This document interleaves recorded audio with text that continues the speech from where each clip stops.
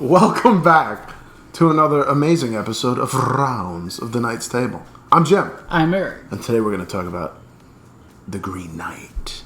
This movie stars Dev Patel, Alicia Vikander, Joel Edgerton, Sarita Chowdhury? Probably butchering that last name. Dev Patel's character is the nephew of the king, and the king is actually King Arthur. So I guess there is a reference earlier that if you listen to it, that where he's like, no protectors here. No swords were pulled from the stone or whatever. And I guess that's a direct reference to King Arthur, who would be his uncle. Anyway, so the Green Knight shows up, cue I Am Groot, to throw down a challenge. And so Dev Patel, who's not a knight, his challenge is, whoever can strike a blow upon me, I'll return the favor in a year. But like, what? All right. Who wants that challenge? So none of the knights take it up. The king is like, I would, but I'm too old. Sean Harris is the king. He was in Mission Impossible, Solomon Lane. A mission. If you choose it. So Dev Patel takes the challenge. Something happens. A year later, he's got to go out on this journey to complete. He's got to complete the game with the Green Knight. The story is essentially about his journey. I'm going to talk about the good. The score I thought was really good. I can feel your look, okay? The cinematography, I thought aesthetically this movie looked great. I thought Dev Patel was really good in this. I thought there was some really good use of practical special effects. There's some giants in this. You mean Titans? Is that? It felt like I was watching Attack on Titan. Speaking of good, we are drinking Original Sin Black Widow Cider. This actually is pretty good. Blackberries and freshly pressed New York apples. That's why it's good. The biggest of apples. Maybe it was actually from New York. So I liked Alicia Vikander. She had a pretty good role in this. She was good. Wasn't in it quite enough. The fox that's in this movie. Are you still talking about Alicia Vikander? Anyway, you gave me a look before. I felt your look. Do you want to talk about the bad? Let's get into it, because I know you don't have that much for the good. I left this movie and I was like, what the hell did I watch? If you go see this movie, you may ask yourself the same question. Also, why? I do disagree with you on a few points that you made for the good. Oh, boy. The score, I didn't really like it. I didn't think it really jived well with the movie overall. Jive turkey? Especially in the beginning. They're trying to give off these like thrill type vibes. Not Michael Jackson thrills. Alright. It just didn't really fit the scenes they were using them for.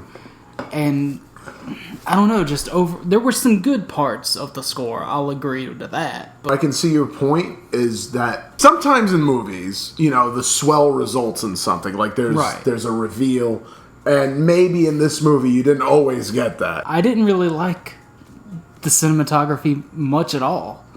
Like, they do a few of the little turnaround shots, the continuous turnarounds, but most of them were just off-putting. That first part in the forest, it just... With the bones? Yeah. He ate the bones.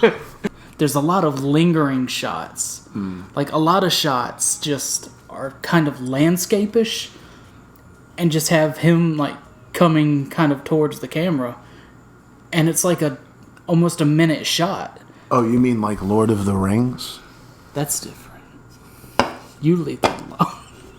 It's got to get dragged into this. This is a fantasy piece. It's based on a book. I mean, do we want to compare that Lord of the Rings, not The Hobbit? Do we want to compare Lord of the Rings to this? I mean, you did make an Andy Serkis comment. Could be a little confusing, and something happened at the end where I was like, oh, is this really where they went with it? And I was disappointed, but then something else happened, so I wasn't as disappointed. I didn't really know what was going on at all, and it's not because I didn't pay attention, like in Inception or something. No, this movie just had no way to tell its own story, pretty much. There was less dialogue in this than both A Quiet Place and A Quiet Place 2. I think this was definitely an artsy movie. It's a big art piece movie.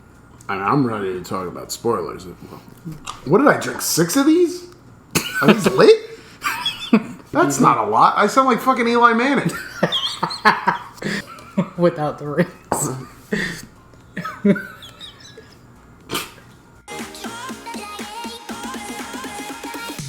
He chops off the Green Knight's head. Yeah. And then a year later, he's like, nah, I don't want to go get that done to me. But then goes on the journey anyway because it's the noble thing to do, I guess. Right? He wants his honor. With like he's honor. Zuko or something. With honor. Let me tell you, Zuko had more honor in his pinky than this guy had throughout the whole movie. About Danny Zuko? From Greece? Zuko from Avatar, The Last Airbender. Prince Zuko. Fire Lord Zuko. You're talking about, oh my god, Sandy! Along his journey, he runs into some different cast of characters. One was a discount hobbit that, like, they set him up to rob him. And they tie him up and steal his horse, steal his axe, and everything he's got. And then that's part of what he's talking about is when the camera pans around, all of a sudden he's just bones. And then it pans all the way around and he's back. Which I don't understand. So is it like if he just laid there and didn't do anything, this is what happened?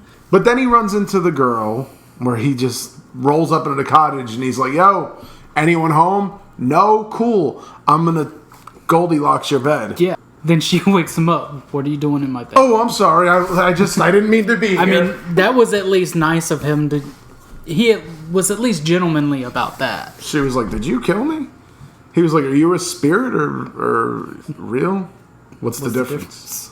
He's got to get her head out of a spring. He does that. I guess she could... Was that a spring or a frickin'... All he wants Mariana is sharks with frickin' laser beams attached to their frickin' heads. It was like the Mariana Trench in there. After that, she ends up being this fox that follows him around now, is like his guide.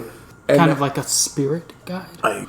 He tries to hitch a ride with the Titans. the giants. She goes to, like, put him on his shoulder, and that fox is like, eh. They just walk off from the giants, and it's like, eh. You don't see him again. Then he ends up at Joel Edgerton's castle, right? In the like middle of nowhere, the fox says, "Hey, here you go." And then Alicia Vikander's there as well, but it's not her character. They didn't really clarify that. She's like a prostitute, I think, right? At the start of the movie, she wants him to make her a lady, make her his lady. And he's like, ugh. He doesn't really give her an answer. He's like, eh. Somehow she's now with Joel Edgerton, but it's not her. It's someone else. I know that. You know that. And then there's the woman with the shit covering her eyes. And eventually he makes it to the Green Knight at the Green Chapel. And he still has to wait another day. He goes to cut his head. He's like, oh, you ready? You remember? You know something, brother? He goes to do it, and he's like, wait. Flinching? I haven't even cut you yet. So the Green Knight doesn't cut his head off. He runs away, and then in his mind, I guess, lives the life that would happen. He would have lived if he did like that, just ran away. You know, like that Twilight ending? Where she shows them what would happen, and then that dude's like, oh, I get my head cut off. No, thank you. Oh my god. Same thing. Is this just part of the Twilight universe?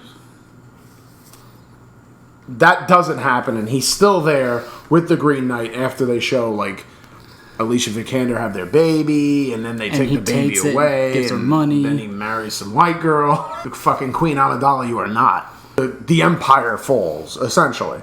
So he doesn't live that life. And he's like, all right, I'm ready. After he takes off the sash that his mother gave him. Because it protects him from any kind of harm. Yeah. As long as you wear this about your waist, no harm shall come to you. So then the Green Knight was like, very good. He kneels down and he's like, you did good. Now, off with your head. And then that's it, isn't it? Cuts to black. Well, cuts to black. It shows ... the Green Knight. The titles. It's like chapter titles is what it is pretty much. And it's just displayed over the entire screen in this off-putting old-day English font. Something I didn't like in this, Alicia Vikander's, her wig. She was cosplaying as Cersei Lannister, I thought. A lot of people don't know that this movie was a follow-up to Martin Lawrence's smash hit, The Black Knight. I just thought it didn't weave everything together very well. There wasn't anything to weave. There was like he said it wasn't front laced. It was just a thrown on sloppy ass. Are we ready for the score? I'm ready to score it. I've been thinking about a score since we walked out of this, wondering what the heck we just watched, which was really just 2 hours of nothing. I gotta say, I did not enjoy this movie. Enough said. I would only score this movie 2.5. That's only because of some of the actors in it. I wasn't taken out of this movie for as little... I wasn't put in this movie. I wasn't taken out of this movie for as little as what happened. And I just kept waiting for that moment for something to happen? To pull me in and be like, oh, this movie is dope. Okay. I know this got good ratings on IMDB and Rotten Tomatoes. I just wish that there would have been something a little bit more because I think it was right there and it just missed. Because of those things that I felt really, really strongly about, I got to score this a 6.5 out of 10. Not terrible. I think I have to watch it again, and maybe that's what it is. It was definitely a strange movie, and I applaud that for it being different. But that doesn't always work for me. I mean, at least it was different. Listen, Jumper's not a great movie either, but I enjoyed it. It was very different, and I applauded that. And so like I haven't watched Jumper since it came out, but I remember leaving it. And I was leaving that theater thinking, I kind of enjoyed it. It was okay. And I appreciated it being such a different story. To me, was along those same lines. If you saw The Green Knight, what did you think of it? Or if you want to see The Green Knight, what are you thinking it will be? What are your expectations? Whatever. As always, hit that like, hit that subscribe. Check you out next time on Rounds. Blood Red Sky.